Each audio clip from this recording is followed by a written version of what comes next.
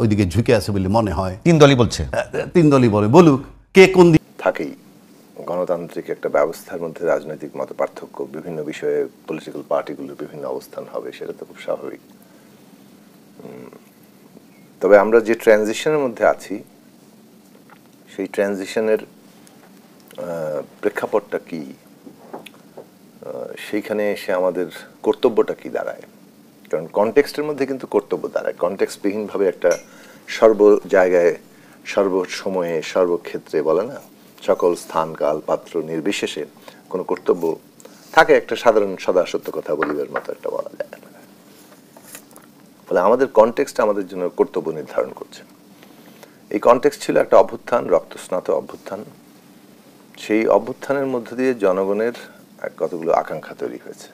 আকাঙ্ক্ষাগুলো কিভাবে তৈরি হয়, যেটার বিরোধিতার মধ্য দিয়ে সংগ্রামটা হয়, সেটার ভেতর থেকে কিন্তু আকাঙ্ক্ষার একটা আকার নিতে থাকে। আমি কিসের বিরোধিতা করছি সেটা থেকে বোঝা যায় আমি কি চাইছি। পুরোটা পায় না। এখন যদি কোনো একটা নির্দিষ্ট শক্তি উত্থান ঘটে এবং তারাই ওই আকাঙ্ক্ষার আকার দেয়, তাহলে একরকম জায়গা তৈরি হয়। আবার যখন ধরেন একটা সম্মিলিত মানে একটা লড়াই হয়, অনেকগুলো শক্তির সমাবেশ ঘটে, তখন আবার পদ্ধতিগতভাবে জিনিসটা ভিন্ন জায়গায় দাঁড়ায়। তো জুলাই অভ্যুত্থানের তো একটা ক্যারেক্টার আছে যেখানে ছাত্রদের, তরুণদের একটা অগ্রণী ভূমিকা আছে, কিন্তু সেটার প্রেক্ষাপটে রাজনৈতিক দল, শ্রেণী পেশা, নানা সংগঠনের দীর্ঘদিনের লড়াই আছে। এমনকি খোদ জুলাই অভ্যুত্থানেও তাদেরও অংশগ্রহণ আছে। এমনকি ধরুন জুলাই অভ্যুত্থানের ক্রুশাল মোমেন্টগুলোতে এসে এটা একটা জনতার অভ্যুত্থানে পরিণত হচ্ছে এবং সেখানে দেশের শ্রমজীবী তরুণরা, দেশের সাধারণ মানুষ, নাগরিকরা যেভাবে নেমে এসছেন, বিভিন্ন বয়সী, ফলে সব মিলিয়ে এটা একটা লড়াই, জনতার লড়াই। তার মধ্যে জনতাকে প্রতিনিধিত্ব করার বিভিন্ন রকম শক্তি আছে। সেই জায়গাটা আমরা বারবার বলার চেষ্টা করেছি যে এখানে এটা পদ্ধতিগতভাবে, সে কারণে আমাদেরকে কনসেনসাস কিংবা একটা ঐকমত্যের মধ্য দিয়ে এগোতে হবে। কনসেনসাস ছাড়া আমরা যখন কোনো জায়গায় যেতে যাব, তাহলে একটা পক্ষ আরেক পক্ষকে, এক পক্ষের কথা আমাদের সবার মেনে নিতে হবে, সেই রকম শক্তি ভারসাম্য তৈরি হয়নি, সেইভাবে কেউ নির্ধারক হয়ে ওঠেনি। ফলে আপনি যাকে আকাঙ্ক্ষা হিসেবে ঠিক করছেন, আরেকজন সেটাকে আকাঙ্ক্ষা নাও মনে করতে পারে। সেই পার্থক্যের জায়গাগুলো থাকে। ফলে কনসেনসাসটা কি সেটা অনুধাবন করা, তা আমরা সেটার উপর জোর দিয়েছি এবং আমরা সেটা তৈরিতে চেষ্টা করেছি। কনসেনসাসে আমরা প্রায় পৌঁছেছি। এখন গ্যারান্টি, আস্থা অনাস্থার প্রশ্ন, এটা কিন্তু আপনি তৈরি করে ফেলা যায়। আমরা এই গ্যারান্টির জায়গাতেও কথা বলেছিলাম যে জুলাই জাতীয় সনদ যেটা তৈরি হচ্ছে, সেখানে ঐকমত্য আছে, কিছু ভিন্ন মত আছে, সবটা মিলেই জুলাই জাতীয় সনদ। দুটো জিনিসের দরকার।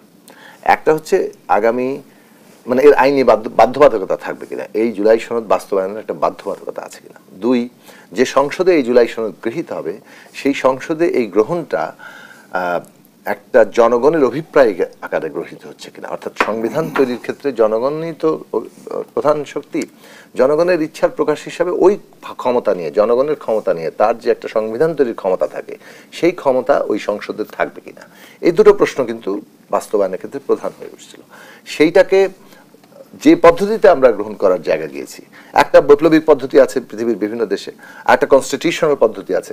আমরা ঠিক মাঝামাঝি, এর মধ্যে বিপ্লবী পরিস্থিতিও আছে, আবার আপনি কনস্টিটিউশনের মধ্যে দিয়ে সরকার গঠন করেছেন এবং সেই দায় থেকে যারা এখন আন্দোলন করছেন তারা কেউই বিচ্ছিন্ন। সেই প্রচেষ্টা সফল হলো কি? আমরা মনে করি সফলের জায়গায়ই ছিল। তবে এনসিপির অংশগ্রহণ না করার ক্ষেত্রে আমরা যতটা জেনেছি, সেটা হচ্ছে যে তারা ওইটার আরো সুনির্দিষ্ট জায়গা চায়।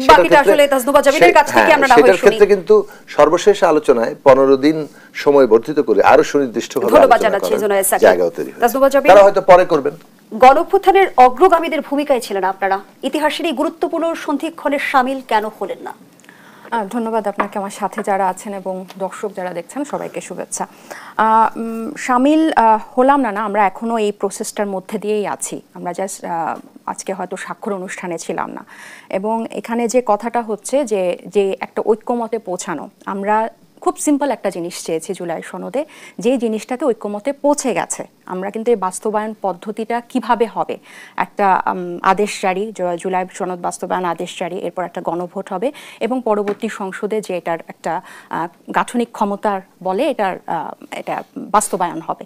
সো এই যে একটা পন্থা যেটাতে সব রাজনৈতিক দল লাস্ট দফা যে মেয়াদ বাড়ানোর পর ঐকমত্য কমিশনের যেখানে একমত হয়েছে, এটাই আমরা কিন্তু দেখতে চেয়েছি এবং এটাকেই আমরা জুলাই সনদের আইনি ভিত্তি বলছি। এখন কেন সামিল হলাম না বা আমরা কেন এটাতে গেলাম না, সাকিব ভাই যেটা বললেন যে খুব সুনির্দিষ্ট করে আমরা কিন্তু খুব শুরু থেকেই আমরা কিছু জিনিসে আমরা একদম জুলাইয়ের পরে গণ অভ্যুত্থানের পরে আমাদের দল গঠন হওয়ার আগে থেকেই যখন থেকে আমরা সংগঠিত হচ্ছিলাম, আমরা এই জুলাই ঘোষণাপত্র এবং জুলাই সনদের বিস্তারিত এবং স্পেসিফিক কথা কিন্তু আমরা বারবার বলে এসেছি এবং এটা নিয়ে প্রত্যেকটা রাজনৈতিক দল এই যে এত দীর্ঘ সময় আলোচনা করলো এবং একটা সময় ছিল কিন্তু ঐকমত্য কমিশনে কেউ এই বাস্তবায়ন পদ্ধতিটা পরবর্তী সংসদে হবে, এটা ছাড়া অন্য কোনো অপশনের কথা শুনতেই চাইতেন না।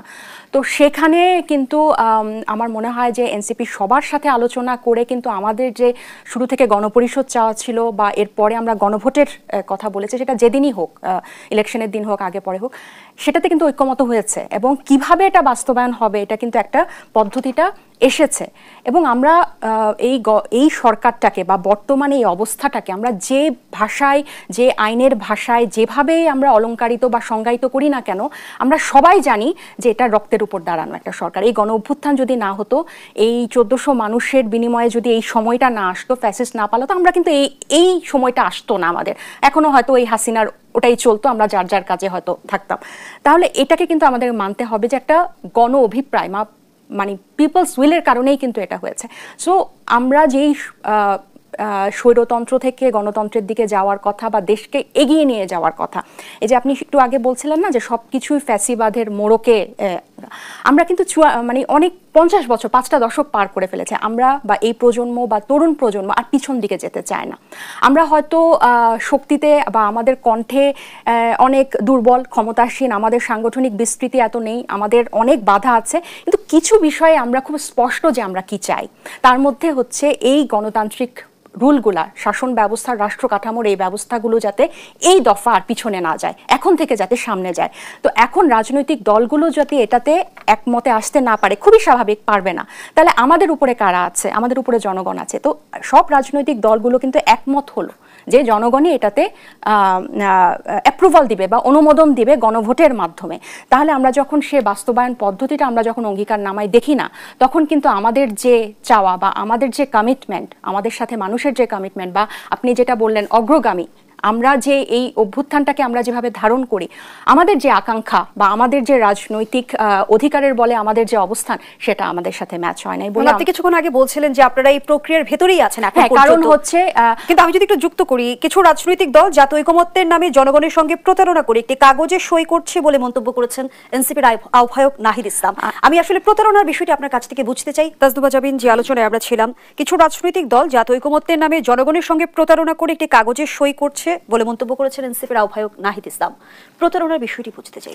এটার আগে, বিরতিতে যাওয়ার আগে আপনি যে বললেন যে প্রক্রিয়ার মধ্যে আছি আমরা, জাতীয় ঐকমত্য কমিশন কিন্তু আরো 15 দিন মেয়াদ বাড়িয়েছে এবং এর পরবর্তীতে কিন্তু তারা এই বাস্তবায়ন প্রক্রিয়াটা এবং আদেশ জারি করে প্রক্রিয়াটা, বাস্তবায়ন প্রক্রিয়াটা কিন্তু ইনক্লুড করবে। সো আমাদের সাথে যখন আলোচনা হবে আমরা কিন্তু ওই আলোচনাতে থাকবো এবং ওনারাও জানিয়েছেন যে এটা যদি সব দিকে আমাদের সাথে আমরা যে দাবিটা জানিয়েছি সেটার সাথে যদি মিলে যায়, আইনি ভিত্তিটা যদি ইনক্লুড হয়, তখন কিন্তু আমরা এটাতে যে কোনো সময় সই করতে পারবো।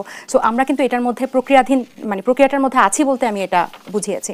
আরেকটা হচ্ছে যে বিভিন্ন রাজনৈতিক দলের কথা যেটা বলা হয়েছে, আমরা আসলে আমি যেটা প্রথম পার্টে বললাম যে আমরা কিন্তু এটার মানে শুধু ফর্মালিটিস হোক একটা, এটা কিন্তু চাই নাই, হ্যাঁ, যে একটা আনুষ্ঠানিকতা, একটা কাগজে একটা ব্যাপার হবে, এটা আমরা চাই নাই। আমরা কিন্তু সবাই মিলে এটার একটা লিগ্যাল বেস হবে এবং এটা পরবর্তী পার্লামেন্টে কিভাবে ট্রিট হবে, এটা কিভাবে সংবিধানে ঢুকবে, জনগণ কিভাবে এই জিনিসটাকে গণভোটের মাধ্যমে অ্যাপ্রুভাল দিবে, এটার কিন্তু আমরা পুরো প্রক্রিয়াটা আমরা একমত হয়েছিলাম। কিন্তু আপনি যখন ওইটাকে বাদ দিয়ে যখন এটা করেন, কারণ আমাদের এই পলিটিক্যাল ওরা মানে মৌখিক পলিটিক্যাল যে কমিটমেন্ট বা রিটেনেও বলেন, এটার কিন্তু খুব একটা আমরা কিন্তু 3 জোটের রূপরেখার কথা জানি। আমি যে বললাম যে আমরা পিছনে যেতে চাই না, আমরা এটাতে তো ঐকমত্য হয়েছি, তাহলে এটা এখানে ইনক্লুড করতে সমস্যাটা কোথায়? এমন না যে ব্যাপারটা আলোচনা হয় নাই এবং আমরা আউট অফ নোয়ার এসে শেষ মুহূর্তে এটার জন্য বলে বসলাম।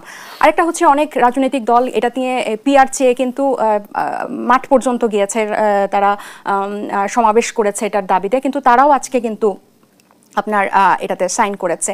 এবং ঐকমত্য কমিশনের সহসভাপতি আলী রিয়াজ স্যার কিন্তু বলেছেন যে যেটা খসড়া হয়ে গেছে ফাইনাল, এখানে কিন্তু সংশোধন করা যাবে না।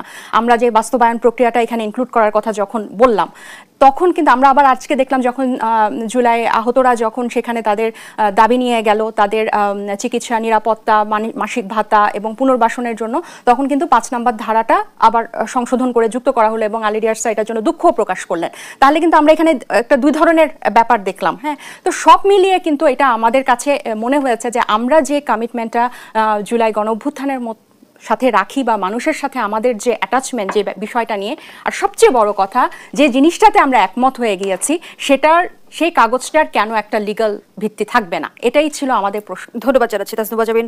জনাব মাহমুদুর রহমান মান্না, আমরা যেমনটি দেখলাম যে জুলাই সনদ স্বাক্ষর অনুষ্ঠানে জুলাই যোদ্ধাদের সঙ্গে পুলিশের সংঘর্ষ, ধাওয়া পাল্টা ধাওয়া, লাঠি পেটা এবং ভাঙচুরের মতো ঘটনা ঘটলো। এই অনাকাঙ্ক্ষিত ঘটনার দায় আসলে কার? কঠিন প্রশ্ন করে ফেললেন তো, কাকে দায় দেবো? আমি তো স্পটে ছিলাম না, ডিটেলস জানতেও পারিনি। ওখান থেকে তো জানার সম্ভাবনা, পরে ধরেন বাসায় এসে টেলিভিশনে যে নিউজগুলো দেখলাম তাতেও যে খুব ভালো করে বুঝলাম সেরকম না। কিন্তু আমি একটা খারাপ কথা বলি, ওনার খারাপ লাগতে পারে। হয় কি জানেন, একটা ব্যানার আপনি ঝুলিয়ে দিয়েছেন, ব্যানারের পেছনে অন্য কেউ এসে একটা কিছু করলো, ওই ব্যানারের উপরে যায়। যেরকম করে ইস্যুটা তৈরি হয়েছে, সেই ইস্যুটা হচ্ছে তারা যে যে দাবি জানিয়েছেন সেই দাবির প্রেক্ষিতে বিক্ষোভ, এবং সেই বিক্ষোভের প্রেক্ষিতে এই ভাঙচুর ইত্যাদি ইত্যাদি। নর্মালি বিষয়টা এরকম করে যায়। যদিও আমি দেখলাম, আমি ওটা বসে বসেই খেয়াল করলাম যে সরকারের পক্ষ থেকে বা ধরেন কমিশনের পক্ষ থেকে বিষয়টা এরকম করে বলা হচ্ছে না। তারা জুলাই যোদ্ধা বলেই বললেন। মানে ওটা বললেও এক ধরনের সমস্যা কি, জুলাই যোদ্ধারা কিন্তু নিঃস্বার্থ যোদ্ধাই হওয়া উচিত। আপনি যখন জুলাই যোদ্ধা বলছেন তখন তাকে অন্য কোনো ব্র্যান্ডে তো নিতে পারছেন না। একদম জুলাইকে পিন করে তার উপরে ভিত্তি করে আপনি বাকি তাদেরকে পরিচয়টা করিয়ে দিচ্ছেন। তারা তাদের দাবির কথা বলেছে, তাদের সঙ্গে আলী রিয়াজ কথা বলেছেন, এবং আলী রিয়াজের সাথে এরপরে আমাদের কথা হয়েছে। উনি যেরকম বলেছেন তাতে তারা মোটামুটি বুঝে চলে গেছে। তারপরে আবার শুনলাম যে ভাঙচুর হচ্ছে এবং ওরাই করছে। মানে এরকম ধরেন আমরা বসেছিলাম যারা এলডি হলে, তারা অনেকে বললাম কী ব্যাপার, কি আবার রিমোবিলাইজ করলো নাকি, করে আবার ফিরে এসে আবার শুরু করেছে। আমরা এরকম করি না। পুলিশ একবার আন্দোলনকারীদের বিচ্ছিন্ন করে দেয়, লাঠিচার্জ করে, টিয়ার গ্যাস করে নিক্ষেপ করে, ওরা আবার ঘুরে আসে, ঘুরে এসে মানে পুনরায় নিজেদেরকে সংগঠিত করে পাল্টা আবারও আন্দোলনের আক্রমণ চালায়। আমি বলছি যে বাইরে থেকে দেখেন যদি, তাহলে বিষয়টা তাই। কিন্তু আমাকে নির্মমভাবে যদি এটা দেখা আমি উচিত মনে করি, কারণ আমার এনসিপির প্রতি যেই ধরনের একটা উইকনেস আছে, ইকুয়ালি অথবা তার চেয়ে বেশি জুলাই যোদ্ধাদের প্রতি আছে। আমি তাদেরকে কোনো কাঠগড়ায় দাঁড় করাতে চাই না। ধন্যবাদ জানাচ্ছি জনাব মাহমুদুর রহমান মান্না। শেষ হয়নি, ওই কথা শেষ করলে তারপর আপনি বলেন, আমি বেশি সময় নেব না। সেটা হচ্ছে এই যে ওরা একটা মতলব করে কাজটা করেছে, তা কিন্তু পরে বোঝা যায়নি। এখনও যেমন উনি বললেন যে তারা এই প্রসেসের মধ্যে আছে, তার মধ্যে এখান থেকে বেরিয়ে যেতে চায়নি। ঠিক ওখানেও যারা এই আন্দোলনগুলো করেছে, এই ভাঙচুর করেছে, তারা এই অনুষ্ঠানটা পণ্ড করতে চেয়েছে, এইরকম কিছু না। এই জন্য আমি মনে করি যে খুবই ম্যান হ্যান্ডেল করেছে গভর্নমেন্ট। আলোচনা কি করেছে অথবা কমিশন, তাদেরকে বোঝাতেই পারেনি। তাদের যে প্রশ্নগুলো ছিল সেই প্রশ্নগুলো হতে পারে যে এই মুহূর্তে আপনি বোঝাতে পারলেন না, কিন্তু তারা একেবারে ভায়োলেন্ট হয়ে যাবে এরকম জায়গায় হয়তো নাও যেতে পারতো, আমার মনে হয়েছে। ধন্যবাদ জানাচ্ছি আপনাকে। জোনায়েদ সাকি, জুলাই যোদ্ধাদের বিক্ষোভের মুখে আমরা দেখলাম জুলাই সনদের অঙ্গীকারনামার ৫ম দফা সংশোধন করেছে জাতীয় ঐক্যমত্য কমিশন। কোনোভাবে জুলাই ঘোষণাপত্র এবং জুলাই সনদে জুলাই যোদ্ধারা কি উপেক্ষিত? আগে কেন বিবেচনা করা হলো না বিষয়গুলো? না, বিবেচনার বিষয়টা তো ওই জায়গাতে আছেই। ধরুন এই বিবেচনার বিষয়গুলো কেন আগে করা হয়নি, প্লাস বিবেচনার বিষয়গুলো সব দিক থেকে আগে তোলা দরকার ছিল, সেই তোলার জায়গাটাও আবার হয়নি। প্রত্যেকটা জিনিসের জন্য এক একটা জায়গাতে আলাদা আলাদা ভাগ করা আছে। যেমন মানে শহীদদের জন্য, যে আমরা আমাদের দলের দিক থেকে যেমন সবসময় বলেছি যে শহীদদের রাষ্ট্রীয় মর্যাদা দেওয়া, আহতদের জীবনের দায়িত্ব নেওয়া, এই সমস্ত কিছুই একটা গুরুত্বপূর্ণ বিষয়, এবং সেই গুরুত্বপূর্ণ বিষয়টা সরকারের পক্ষ থেকে করতে হবে। সেটা নিয়ে আমরা অনেক অসন্তোষ প্রকাশ করেছি, কিন্তু প্রায় এমনকি জুলাই পর্যন্ত পুরো 1 বছর ধরে অসন্তোষ প্রকাশিত হয়েছে। সেই অসন্তোষের জায়গা থেকে সরকার কিছু কিছু উদ্যোগ নিয়েছে, সেটাকে হয়তো একটা ইন্ডিপেন্ডেন্ট উদ্যোগ হিসেবে দেখা হয়েছে। এইটা যেভাবে একটা সংবিধান সংস্কারের প্রশ্ন এবং সামগ্রিকভাবে সংস্কারের প্রশ্ন ছিল, সেইখানে এটাকে একই জিনিসে ইনভলভ হয়নি। কিন্তু এমনকি জুলাই আহত যোদ্ধারাও সংবিধান সংস্কার কমিশনের কাছে এই প্রশ্নটা তোলেননি। কোনো রাজনৈতিক দলও এই ক্লজটা কিংবা যারা এটার সাথে যুক্ত হচ্ছেন তারা এইভাবে, যেহেতু আরেক জায়গায় সেটা হচ্ছে, এখন এখানেও যুক্ততার প্রশ্নটা খুবই যে কেউ তুলতে পারেন, কিন্তু ঠিক এইভাবে করেই তুলতে হবে। মানে ধরুন যখন সনদ তৈরি হয়ে যাচ্ছে, ফলে এখানে কিন্তু অনেকেই অনেক ইকুয়েশন মেলাবেন, বাহাইন্ডে কি কি আছে ইত্যাদি। সেই প্রসঙ্গে যারা মানে ছায়ার নিয়ে যখন আমাদের কথা বলতে হয়, তখন ছায়াযুদ্ধকে নানানভাবে ব্যাখ্যা বিশ্লেষণ হয় এবং বিভিন্ন ঘটনার মধ্যে ওই ছায়াযুদ্ধের প্রতিফলন অনেকে দেখে। আমি কয়েকটা ছোট ছোট কমেন্ট করি, আবারও সে একটা কমেন্ট একটু ছোট করব।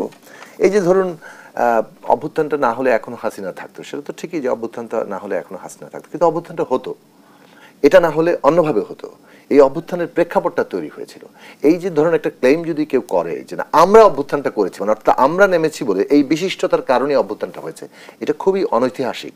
এটা জনগণকে উপেক্ষা করা এবং এর ইতিহাসকে উপেক্ষা করা, এই জায়গাটা একটা বড় সমস্যার জায়গা। কৃতিত্বের লড়াই কি অভ্যুত্থানের পক্ষে শক্তিদের মাঝে বিভক্তি তৈরি করছে? জুনায়েদ সাকি, যে আলোচনায় আমরা ছিলাম, গণঅভ্যুত্থান নিয়ে কৃতিত্বের লড়াই কি অভ্যুত্থানের পক্ষের শক্তিগুলোর মধ্যে বিভাজন তৈরি করছে? না, সেটা তো করেছেই রাজনীতি। আমরা এটা আবার অস্বাভাবিক না। ধরুন কৃতিত্বের লড়াই হবে, রাজনৈতিক প্রতিদ্বন্দ্বিতা থাকবে, কারণ ক্ষমতায় সবাই নিজের করায়ত্ত করতে চায়। রাজনীতির সাথে তো ক্ষমতার ওতপ্রোত সম্পর্ক আছে, সেটা একেবারেই অস্বাভাবিক নয়। কিন্তু একটা হিস্টোরিক্যাল টাইম থাকে যে ট্রানজিশনে আমরা আছি, সেখানে একটা জাতীয় কর্তব্য আছে, সেটা হচ্ছে এই ন্যূনতম জাতীয় ঐকমত্যের ভিত্তিতে ট্রানজিশনটা পার করা। তো সেইখানে ধরুন বাস্তবায়ন পদ্ধতি অঙ্গীকারনামায় থাকবে না, এটা তো আসলে ধরুন আগেই আলোচনা হয়েছে।